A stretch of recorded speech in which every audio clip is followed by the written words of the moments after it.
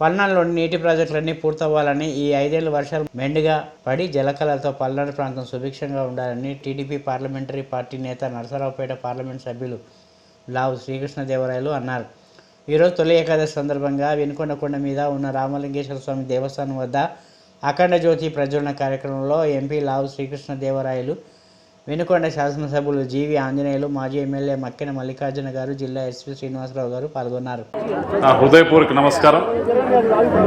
అందరికీ కూడా ఆ రామలింగేశ్వర స్వామి ఆశీర్వాదం ప్రతి ఒక్కరిపైన కూడా ఇక్కడికి వచ్చిన భక్తులే కాదు, రాష్ట్రంలో ఉన్న ప్రజలందరిపైన కూడా ఈ సంవత్సరం ఉండాలి అని చెప్పి మనస్ఫూర్తిగా కోరుకుంటూ, ఈ సంవత్సరం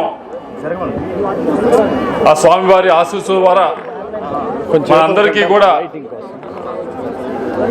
మనందరికీ కూడా మంచి వర్షాలు పడాలని, రైతులందరూ కూడా ఈ సంవత్సరం సుభిక్షంగా ఉండాలని చెప్పి మనస్ఫూర్తిగా కోరుకుందాం. ఈ ప్రాంతంలో ఈ సంవత్సరం రాబోయే 5 సంవత్సరాలు కూడా ఎటువంటి త్రాగునీటి సమస్యలు లేకుండా ఉండాలని చెప్పి మనస్ఫూర్తిగా కోరుకుందాం. ఈరోజు ఈ కార్యక్రమం ఇంత పెద్ద ఎత్తున జరపడానికి ముందుకు వచ్చిన హిమాలయ స్వామి గారికి, శాంతి ఆశ్రమం వారికి, వారందరికీ కూడా మనందరి తరఫున, మీ అందరి తరఫున, నా తరఫున, అందరి తరఫున కూడా ప్రత్యేకంగా ధన్యవాదాలు తెలియజేసుకుంటా ఉన్నాము. ఈరోజు ఇంత అఖండ జ్యోతి ఇక్కడ వెలిగించి మమ్మల్ని మంచి కార్యక్రమంలో భాగం చేసినందుకు, కొన్ని సమయాల్లో కొన్నిసార్లు కొన్ని కార్యక్రమాలకి మన్ని అలా తీసుకువస్తాయి, అలా రావాల్సి వస్తుంది అనే దానికి ఉదాహరణ ఈరోజు ఇది.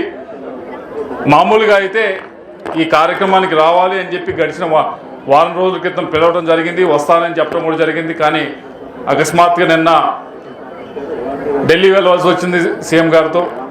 పని అయిపోయి వెంటనే దిగిన వెంటనే ఆంజనేయ గారు, మక్కెన్ గారు మీరు తప్పకుండా రావాల్సిందే అని కోరటం. ఇందాకన్నట్లు కొన్ని చోట్ల ఆ శక్తి ఉంటుంది. ఆ శక్తి ఉన్నప్పుడు మనం అక్కడికి అలా నడుచుకుంటూ వస్తామనే దానికి ఉదాహరణ ఈరోజు ఇది. ఏదో మన గొప్పతనం అని కాదు, ఆ దేవుని గొప్పతం. వాళ్ళు పిలిచినప్పుడు మనం రావాలి. అలానే ఈరోజు జరిగిందని నేను భావిస్తూ ఉన్నాను. మరొక్కసారి రామలింగేశ్వర స్వామి ఆశీస్సులు మనందరిపైన కూడా ఈ సంవత్సరం మంచిగా ఉండాలని చెప్పి మనస్ఫూర్తిగా కోరుకుంటూ, ఇక్కడికి వచ్చిన భక్తులందరికీ కూడా అన్ని ఏర్పాట్లు చేయడం జరిగింది. ఏదో ఒకటో రెండో కొద్దిగా ఇబ్బందులు ఏమైనా జరిగి ఉంటే కనుక మా తరపు నుంచి క్షమించమని కోరుతూ, తప్పకుండా వచ్చే సంవత్సరం ఇంకా మరింత పెద్ద ఎత్తున చేసేదానికి అన్ని ప్రయత్నాలు చేస్తామని చెప్పి అందరికీ కూడా తెలియజేసుకుని సెలవు తీసుకుంటాము.